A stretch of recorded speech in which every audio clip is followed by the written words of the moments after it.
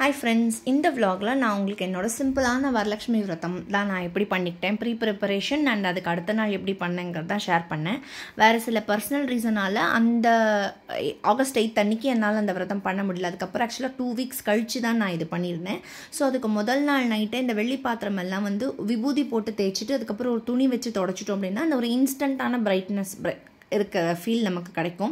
நல்லா பீத்தாம்பரி போட்டு தேய்க்கிற அளவுக்கு டைம் இல்லைன்னா அதுக்கப்புறம் அம்மன் முகத்தை எல்லாம் ஜஸ்ட் நல்லா ஒரு நல்ல காட்டன் துணி வச்சு தொடச்சிட்டு பித்தளை பாத்திர விளக்குக்கெல்லாம் வந்து நான் சந்தன குங்குமம் வச்சு திரியெல்லாம் போட்டு அம்மனோட முகம் பாவாடை ஜுவல்ஸ் எல்லாத்தையும் எடுத்து ரெடியாக சாமிக்கிட்ட, ஏன்னா எங்கள் சாமி ஷெல்ஃப்கிட்டே தான் நான் கீழே தான் உட்காந்து பண்ணுற ஷெல்ஃப், ஸோ எல்லாத்தையும் அங்கேயே அரேஞ்ச் பண்ணிட்டு வச்சுட்டோம் அப்படின்னா நெக்ஸ்ட் டே மார்னிங் ஈஸியாக இருக்கும்னு நைட்டே இந்த ப்ரிப்பரேஷன் ஒர்க்கெல்லாம் முடிச்சுட்டேன்.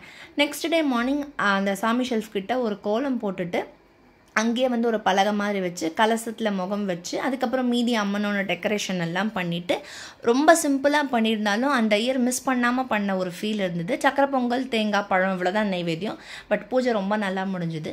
Thank you so much.